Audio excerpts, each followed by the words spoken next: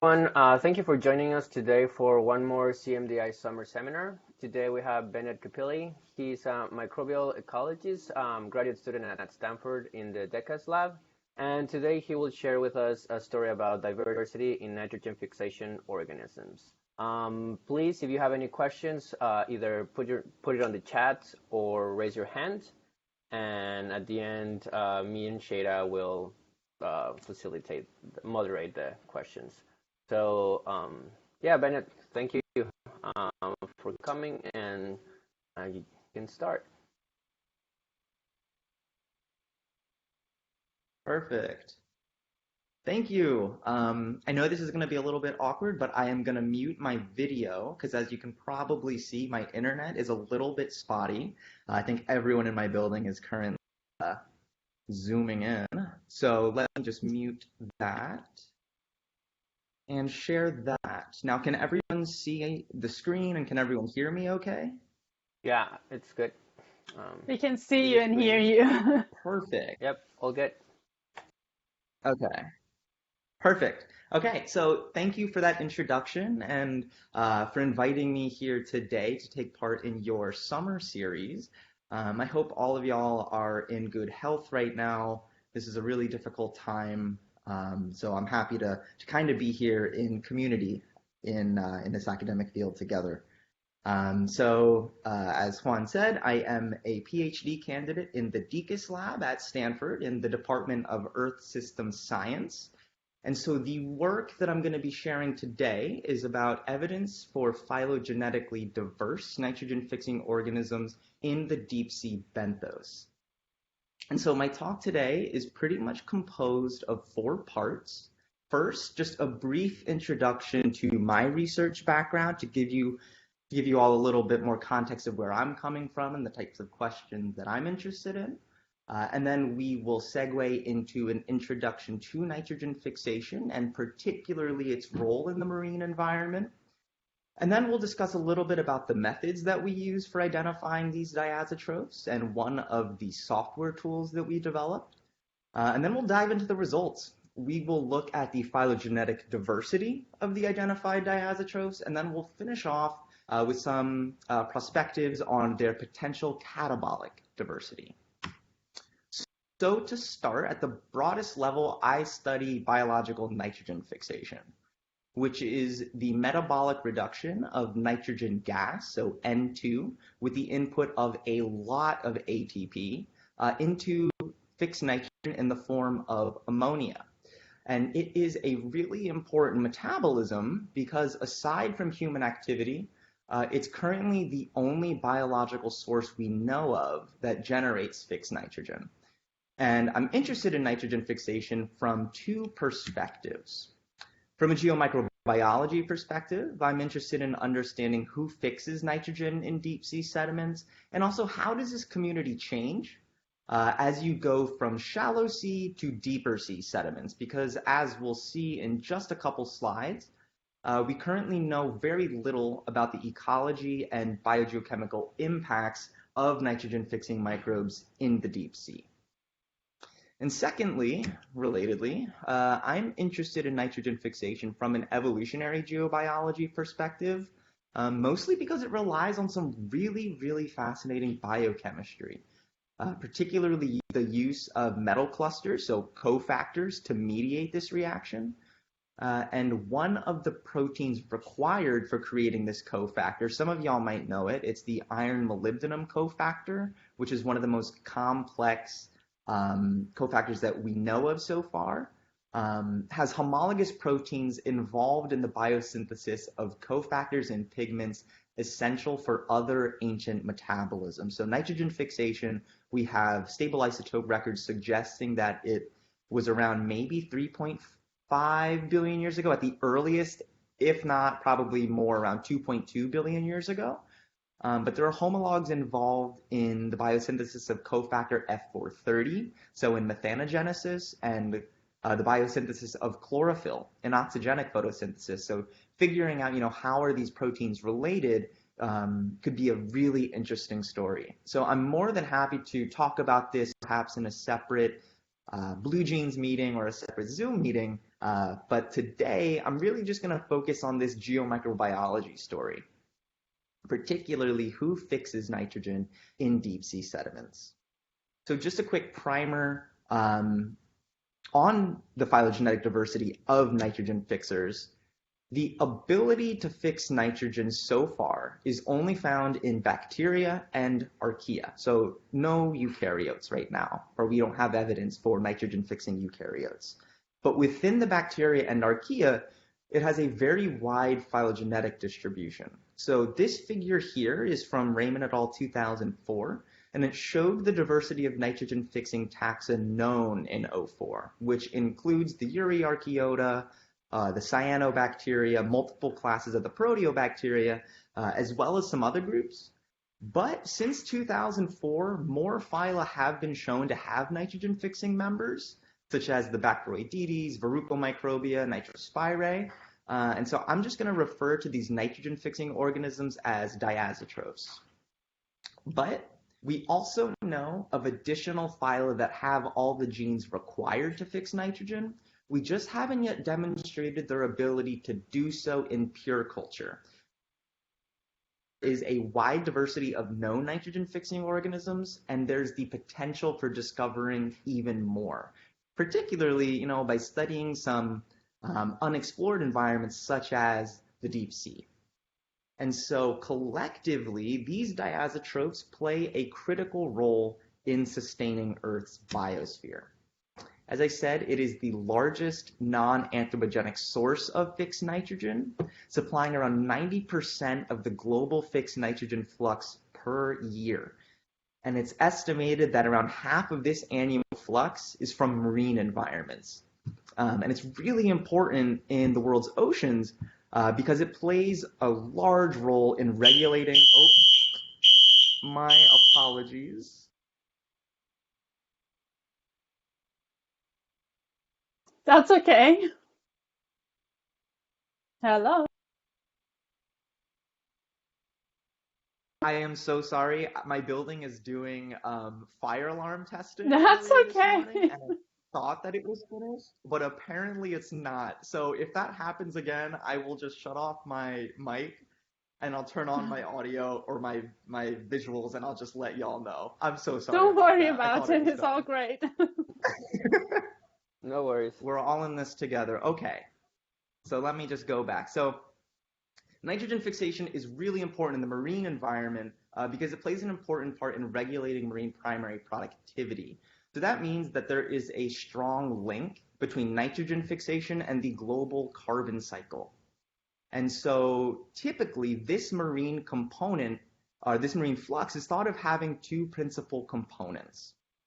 The first and larger component is nitrogen fixation that happens in the water column, which provides around 140 teragrams of fixed nitrogen per year, where the cyanobacteria appear to be the dominant drivers. So cyanos like Trichodesmium or some more recently characterized unicellular cyanobacteria. But it's really important to acknowledge that right now the inputs from heterotrophic diazotrophs, which have recently been documented to be globally distributed in surface waters, remain pretty uncharacterized. And the second component, in addition to the water column, is the shallow marine benthos, where diazotrophs associated with seagrasses, coral environments, and salt marshes contribute about an order of magnitude less fixed nitrogen per year, but still considerable, 15 teragrams.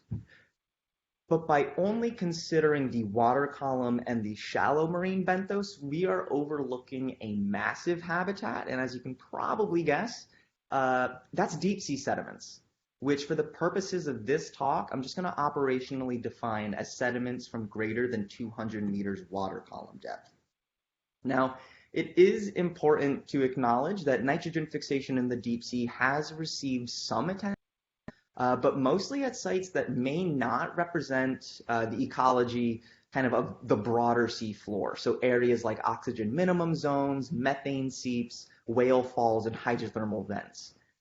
And so nitrogen that is fixed at, for example, these 4 sites is typically not factored into global estimates of marine nitrogen fixation, but rather this 0 in the top left-hand corner in that pie chart, that 0 teragrams nitrogen per year from the deep benthos, actually comes from the assumption that sediments more representative of the greater seafloor are negligible sources of fixed nitrogen. And that's mostly from assumptions that low organic matter content and high pore water ammonium concentrations create unfavorable conditions for active diazotrophy. But what's really exciting is that work just published, I think around 2 years ago now, from our group, suggests that organisms may nitrogen at some of these more representative deep sea locations. So work in the Dekas lab found that after incubation with isotopically labeled nitrogen gas, so 15N2, sediments collected at almost 3,000 meters water column depth off the coast of San Francisco contained biomass enriched in 15N, suggesting that some members of the microbial community were actively fixing nitrogen in these incubations. And they found this enrichment from surface sediments, so 0 to 3 centimeters below seafloor, down to 15 centimeters below seafloor. And so this paper leads me to the work that I'm presenting today, which follows up these findings by identifying which taxa may have been the ones fixing the nitrogen. And we focus particularly on the samples at the peaks from 0 to 3 centimeter below seafloor and 9 to 12 centimeter below seafloor horizons, incubated either with a headspace of methane or with a headspace of argon, to see if the composition of the active diazotrophs was dependent on methane at all, which has been observed at other deep sea sites, particularly methane seeps. To do this, we combined 2 techniques to characterize these diazotrophic communities. First, we worked with our collaborators at Cornell University, particularly Professor Dan Buckley and his graduate student Sam Barnett, to identify which taxa actually assimilated that labeled nitrogen using SIP, so density gradient-based stable isotope probing. And for just a quick primer on what SIP is, it's a technique where you identify which organism's DNA increases in buoyant density after incubation with a heavy isotope. So that ultracentrifuge there is kind of representative of what happens after you incubate your communities with an isotopic label, extract the DNA, and then you spin it down at like around 160,000 Gs for 3 days. Your labeled DNA will actually separate as a function of buoyant density. And since in this case, the labeled DNA, the label comes from nitrogen gas, any organisms that display this shift in buoyant density, we can kind of infer that they were involved in fixing nitrogen. And so the way that we identified these shifts was by looking for differences in 16S rRNA gene amplicon abundances between control samples and those samples incubated with 15N2. And so we just looked at differential abundances in discrete buoyant density windows. For example, this shaded blue region here for ASV 7.3, it was identified as significantly enriched. And you can kind of see that there is that rightward shift in the 15N labeled sample relative to the control. It is important to acknowledge, though, that some of these organisms might have acquired the label just from an interaction with the diazotroph, so actual just cross-feeding, the metabolic handoffs. So I'm just going to refer to organisms that show these shifts as 15N incorporators. But what we can do to boost our confidence that this assimilation was actually from nitrogen fixation and not cross-feeding is by surveying which organisms in the community had the genetic potential to fix nitrogen. Because if we find evidence that a 15N incorporator has the ability to fix nitrogen, that makes a strong case for diazotrophy. So we performed amplicon sequencing of the NIF-H gene, which encodes the nitrogenase reductase protein and is one of the most commonly used genetic markers for diazotrophy. And so before we dive into the pretty cool results, I'd just like to briefly mention the pipeline that we created for NIFH sequence belong to. So one of the primary difficulties of determining who a NIFH sequence belongs to is horizontal gene transfer, which makes using only sequence similarity approaches, like taking the top blast hit, really difficult if you want to say, oh, this NIFH amplicon came from this delta proteobacterium, for example. So to make this more concrete, let's have 3 organisms, one from the alpha proteobacteria, one from the gamma, and one from the delta. These 3 particular ones have multiple copies of NIFH, and some cluster with those copies from their respective classes. But some of these copies actually all cluster together on this master reference NIFH tree. And so what this suggests is that these copies were acquired from horizontal gene transfer. So if you have a NIFH sequence that is most similar to this one from Zymomonas mobilis, for example, you can't be too sure if it's actually from that alpha proteobacterium, or if it's from that delta, or if it's from that gamma. So we built a pipeline that actually uses this phylogenetic information to infer who the NIFH sequence belongs to, and it's pretty much just composed of 5 steps. First, we just curated a database of all the full-length NIFH sequences available in GenBank. This was curated, I want to say, in April of 2018, so we had a little over 6,000 sequences at the time. Now it's more. So once we had that database, we constructed a maximum likelihood reference NIFH gene tree, and then we performed amplicon sequencing of the NIFH gene in our samples, and we inferred NIFH amplicon sequence variants. I'm going to refer to these as ASVs. These are analogous to OTUs, or operational taxonomic units. And then with our short fragment sequences, we inserted them into their maximum likelihood positions on the reference NIFH tree. For example, this little inset is showing 5 different ASVs at their most likely positions in the tree. And then we inferred their identity based on where they fell. And so we did this by looking at all the references that were within some branch length to each ASV. I'm more than happy to talk about kind of how we set that some branch length threshold at the end if folks have questions. But for here, we'll just focus on ASV 1048, for example. And so once we gather all the references, we look at all of their taxonomic information, and then we infer identity to the lowest taxonomic rank at which all the references in the set were consistent. And so for our analyses, we didn't really go any further than the order rank. For the most part, we just stuck at analyzing the phylum, except for the Proteobacteria, which we did analyze at the class rank. But let's say, for the sake of argument, that Desulfovibrio bastinii, let's say that that reference was instead from a firmicute, so from a Geosporobacter. If we observed this, this could represent a horizontal gene transfer event. And so in this case, our pipeline wouldn't infer identity beyond the domain rank, since there is that inconsistency at the phylum rank. And so this pipeline is more conservative than just taking the top blast hit. But the benefit is that we have a little bit more confidence that in our inferences, there were no examples of horizontal gene transfer. So to keep track of which data set I am referring to on each slide, I'm just going to have this little pyramid in the top right-hand corner highlighting the corresponding technique. So if we look at the SIP results, we detected 61 unique 15N incorporators in total, 1/3 of which were from the delta proteobacteria. But we also detected incorporators from phylogenetically diverse lineages. So, for example, the planktomycetes, the acidobacteria, the Bacteroidetes.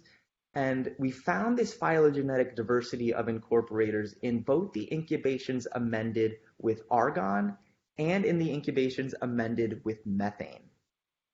But it's really the diversity in the argon incubations that's the most exciting. Because at methane seeps, which are probably the most well-studied deep-sea sites for nitrogen fixation, it appears that it is really dominated by the ANMI archaea, and perhaps some fixed nitrogen contributed from their delta proteobacterial partners, but mostly constrained to the ANMIs.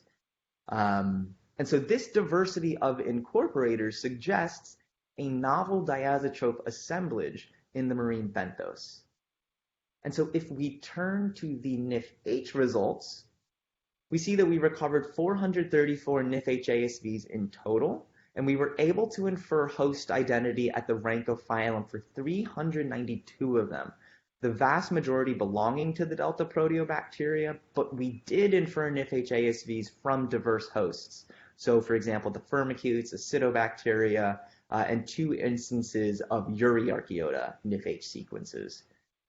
And in terms of relative abundance, the inferred deltas were really by far the most relatively abundant in both the incubated samples and in the raw sediment samples, so sediment that wasn't put into serum models at all. But there is a notable exception in the 9 to 12 centimeter below C4 horizon, where the inferred NIF-H sequences from the firmicutes and the acidobacteria composed around 15% of the NIF-H reads in these samples. So what this suggests is that the delta proteobacteria compose a significant portion of the diazotrophic community, but some of these other phyla may also be relatively abundant. And so when we overlay the CYP and the NIF-H results, we see something of a consistent theme emerging. And that's that many delta proteobacteria had the genetic potential to fix nitrogen, and many appeared to actively do so. But they are complemented by a background of diverse groups. And in particular, I want to highlight the acidobacteria, the firmicutes, the nitrospirae, and the gamma proteobacteria, because these groups are supported as diazotrophs from both the CYP and the NIF-H results. And so I'll refer to these 5 phyla and classes as candidate diazotrophs. And I'm just going to focus on these groups for the rest of the talk.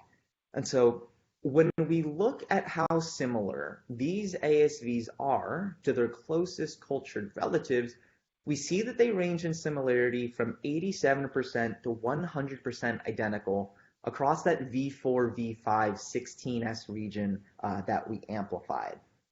And here I'm just going to highlight a few of these. We identified one candidate diazotroph, identified with the that little A in the golden box, whose closest relative is Pelobacter carbanolicus, and 6 ASVs identified in that golden box with the B, whose closest relative is Desulfuromonas acetoxidans. And I'm emphasizing these because their expressed NIF-H sequences have been recovered from other benthic marine environments, implicating them as active diazotrophs in other areas of the ocean.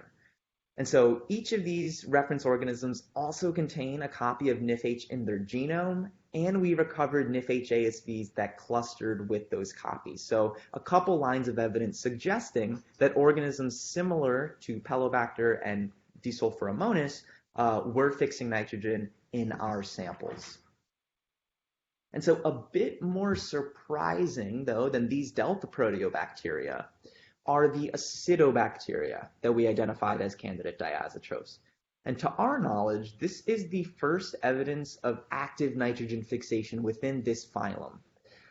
So we don't really have a good grasp on what the acidobacteria do in natural settings, but what we do know is that they're found in global marine sediments, and they can be relatively abundant, composing up to 13% of the bacterial community, at least in one sample from the South China Sea.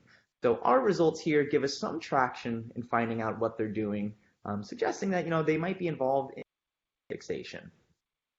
And I also do briefly want to mention the planktomycetes that we identified as 15N incorporators, even though we didn't recover accompanying NIF-H sequences. And I want to make the exception because recently planktomycete metagenomes were assembled from surface ocean samples that had all the genes required to fix nitrogen. And so our work here builds on the work from Delmont and colleagues by extending their possibility as potential fixed nitrogen sources from the surface waters down to the marine sea floor. And so given this unexpected phylogenetic diversity of diazotrophs, we then ask the question, are they catabolically diverse? And this is important because their catabolisms could link this fixed nitrogen source to other biogeochemical cycles in the ocean. So unfortunately, we ran out of sample to generate metagenomes or to attempt to generate metagenome assembled genomes from. So we did the next best thing, where we looked at the catabolisms for the closest cultured relatives that are most similar to our candidate diazotrophs. And so here, similar just meaning greater than or equal to 95% identical across that V4, V5 region. And here it's only the delta proteobacteria, which are above that 95% threshold. But I am going to make an exception for these gamma proteobacteria here with a star over them, which are 94% identical to their closest cultured relatives, because as we'll see in just a few slides, they do present some pretty surprising results. And I'm just going to focus on their possible terminal electron acceptors. So within the delta proteobacteria, we find that sulfate may be used as a terminal electron in support of nitrogen fixation, which is consistent with lots of work from shallow marine and estuarine environments. So in addition to sulfur, in addition to sulfate, elemental sulfur and iron might serve as possible terminal electron acceptors, and there's previous work demonstrating correlations between pore water iron concentrations, NIFH copies from known iron reducers, and nitrogenase activities in oxygen minimum zone sediments, suggesting a coupling between iron reduction and nitrogen fixation in other marine sediment environments. And so then lastly, we also see that 3 of these references are capable of fermentation, and this is supported by work studying nitrogen fixation in salt marshes. And this is interesting because it suggests that nitrogen fixation may be linked to the remineralization of complex organic matter at both the initial organic hydrolysis and the complete oxidation step. So at 2 different parts of carbon turnover in the marine benthos. And so from the deltas alone, we see sulfur, iron, and possible carbon linkages. But I want to make the disclaimer that this doesn't necessarily mean that these candidate diazotrophs were fixing nitrogen while living on each one of these terminal electron acceptors. Instead, these catabolisms could be used at different times, so forming links between these elemental cycles that are temporally separated but linked nonetheless. And so now we're going to turn our attention to those gamma proteobacteria that I made that exception for.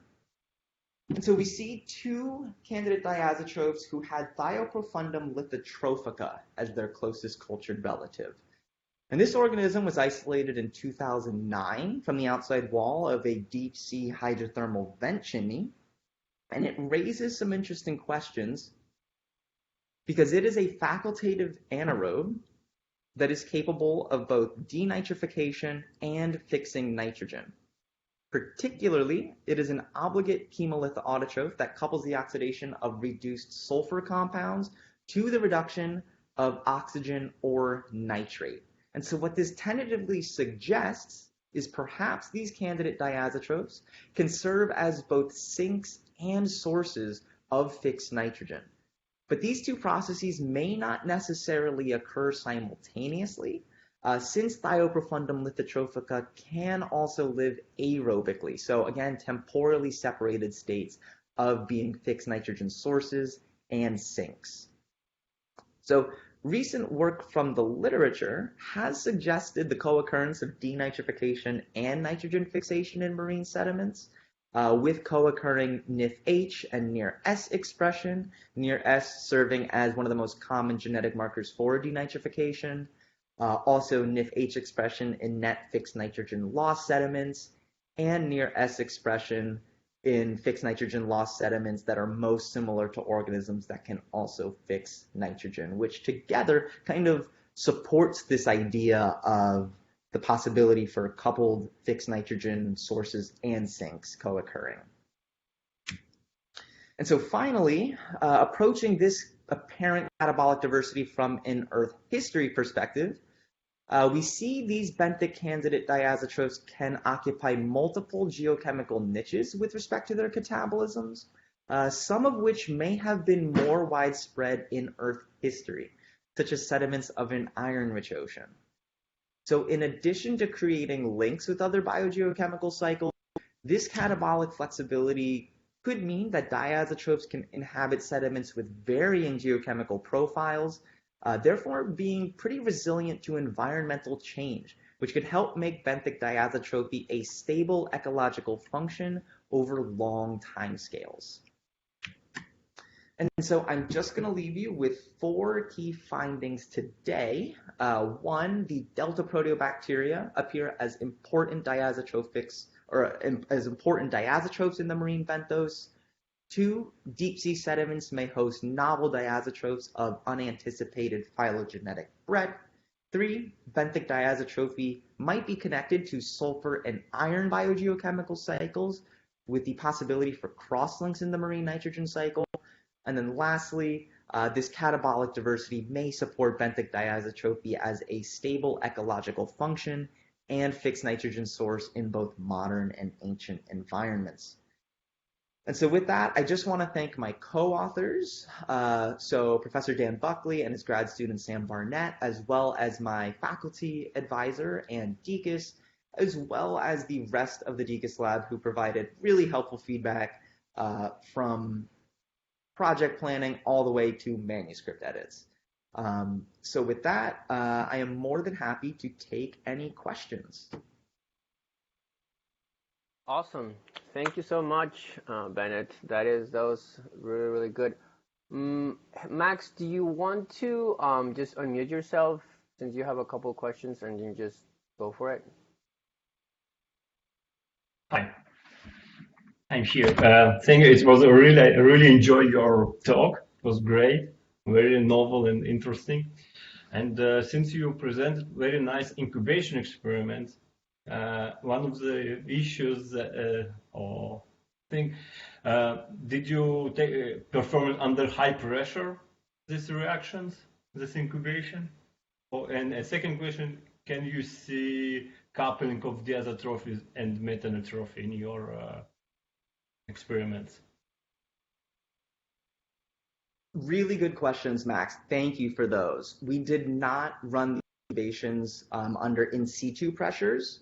I forget if these were pressurized at most to 2 atmospheres, but that's actually something that's kind of an ongoing research project in our group of how can we conduct these incubations under pressures that are more similar to what the microbes actually experience in their environment. So unfortunately, these were not conducted at high pressures, but hopefully, fingers crossed, that future incubations in our group will be conducted under high pressure. Yeah, I'm asking. And also, interesting question of the. Yeah. Oh, sorry. Go ahead. I mean that 2,000 meters of depth. It's all more or less 200 atmosphere. That's exactly what you need for nitrogen fixation under lab condition without any biological activity. So it's really interesting to see if you indeed see fixation, biological fixation.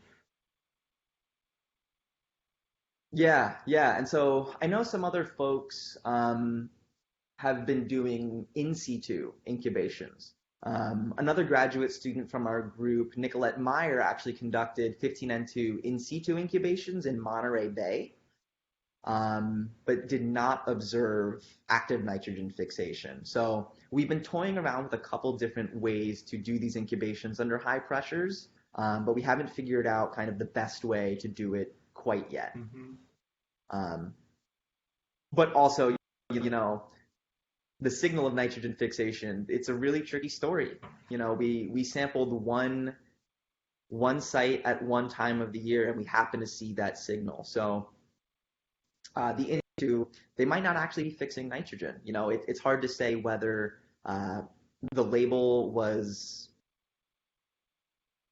if it was a technical problem or if it was more of just a biological not happening thing. But your next question, coupling of diazotrophy with methanotrophy. So actually, in these two samples, we did not see a strong signal for coupling of diazotrophy with methanotrophy.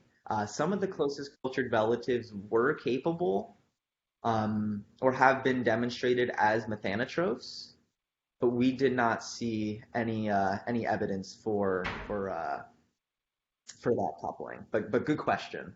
I think there's another question from Gina. One is gonna Yep. ask. Yeah, I mean, the question Gina, over do here. you Okay. wanna? Well, I can do. Do you wanna do Gina or? I can do I it. can. It's fine. Okay, yeah, Hi. go for it. Really Sorry, cool Gina. talk, Bennett. Yeah, my name's Gina. I'm a postdoc in the Whiteley lab at Georgia Tech. I don't know that much about diazotrophy or anything, but I was just wondering, I'm guessing like it's pretty rare in most environments. Do you have a sense of like how's kind of the abundance of these putative diazotrophs compared in like these deep sea sediments to like other places on our planet, I guess? Yeah, that is a really good question. And it's kind of tough to answer, at least in the deep sea. Because when folks go out and sample deep sea sediments, they typically don't go to sediment that's kind of, we call it like boring old sediment, that where there's nothing like exciting happening, like methane seeps or hydrothermal vents. So there's only been a couple instances where folks have sampled and sequenced, particularly NIF-H. And in those papers, they were built on clone libraries. So the diversity was probably more undersampled than if we had done some, for example, Illumina sequencing. So the diversity in our samples, how it compares kind of like the candidate diazotrophs to the overall community, it did appear that it was more of a subset than much less diverse in terms of the candidate diazotrophs relative to the total diversity of the samples.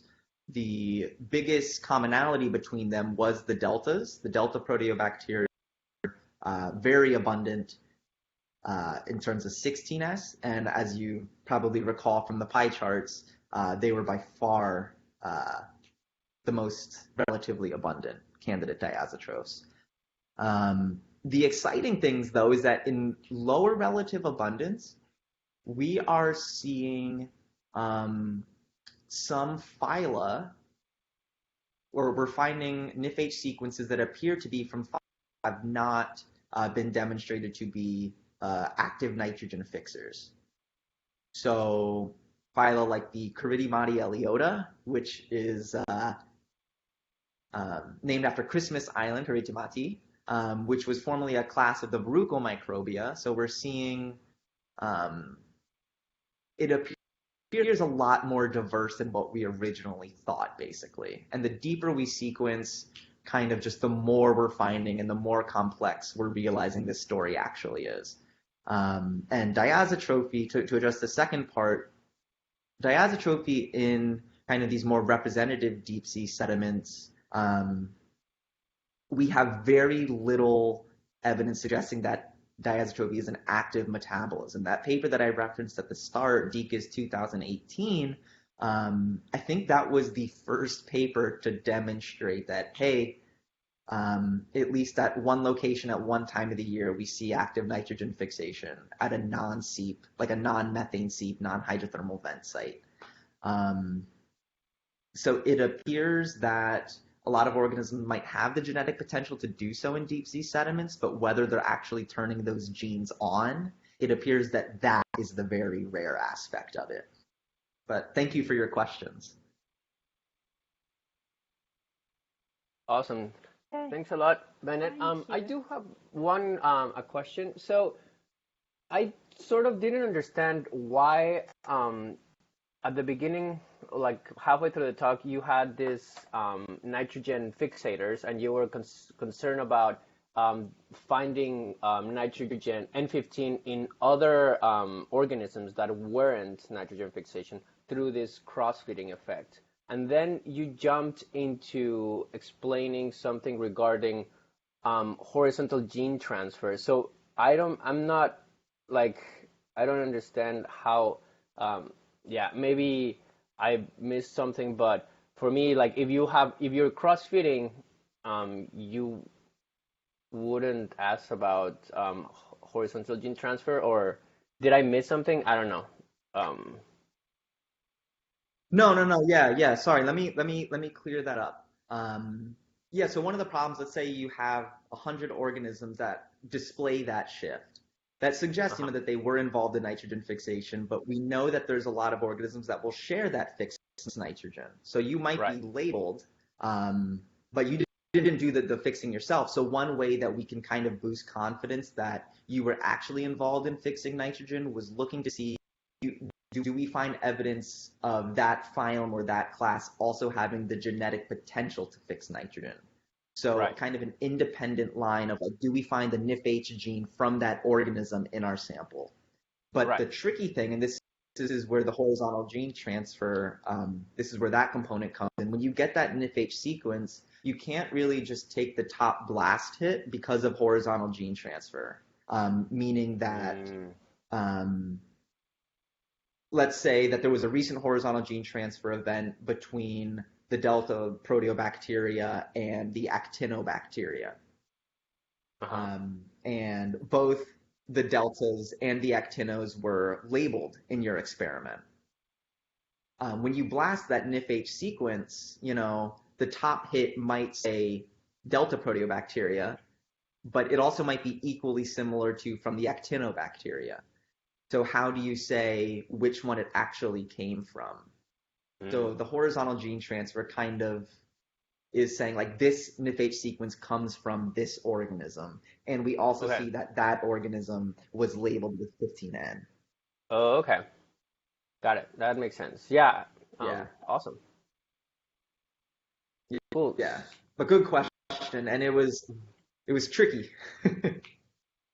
Yeah, I mean, it was not immediately obvious why was that? Because I thought there was gonna be some metabolomics or something like that to make sure that that particular N2 was there before and not after. But um, yeah, no, great talk. Thank you so much. Do we have any more questions from I have anybody? one quick question if there's time.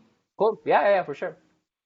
Um, yeah, great talk, first of all. My name is Nastasia. I'm a postdoc with Frank Stewart and Kostas Konstantinidis here.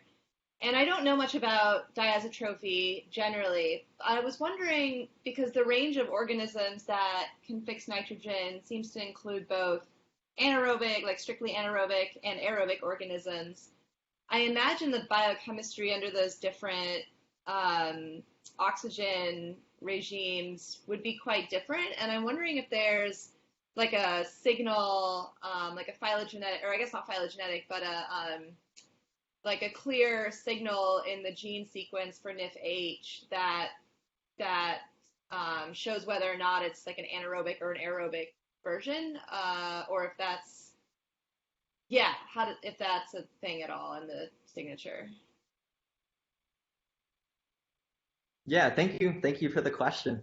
Um, yeah, so I think the paper that I referenced of Raymond 2004 actually tried to do that whole phylogenetic perspective of do all of the aerobes, the differences from the aerobic organisms, do they cluster separately? Yeah, exactly what Max is saying. And they found, that there appeared to be some separation. But I would argue that probably today, the tree that was the clusters were based on, that tree I think had maybe 60 NIFH sequences. So when I remade the reference tree, we had 6,000, and the clusters kind of broke down. It made it really hard to group it. Are all of these aerobes? Are all of these anaerobes? Probably have to revisit based on the phylogenetics, but you're absolutely right in terms of, let's say we had a complete genome for a diazotroph. You can actually look at the gene regulation. If you were able to identify the genes for like oxygen stress. That will actually be part of whether NIFH is turned on or off. So if you can identify those kind of being right adjacent to your NIF operon, so NIF H, D, K, E, N, and B, if you had like your fix J right next to it, you could probably say, oh, that might be an aerobic nitrogen fixer. But it's tricky. I agree that it's hard. Got it. Yeah, thank you. Not And sure then if I I imagine answered it it well. gets, I yeah, tried. no, that was really helpful. I imagine too, then it gets even more tricky when you have like a facultative anaerobe that can maybe do it under both conditions. Um, yeah, thank you. Yeah. Yeah, no, thanks. So once more, I don't know if there are any questions left, or I don't see any other Yeah. questions coming up. Okay. So, So well, yes. thank you Thank so you so much. much, Bennett. It was great talk. And yeah, hopefully you can visit us live, well, in person whenever it's possible to Yeah. do that again. I would love Thanks to. everyone. Yeah, thanks everyone for Yeah. for tuning in, and we'll see you again next week. Thank you. Bye. Thank you so much for the opportunity. Bye. Stay safe, Of everyone. course. Yeah. Bye. You too. Bye.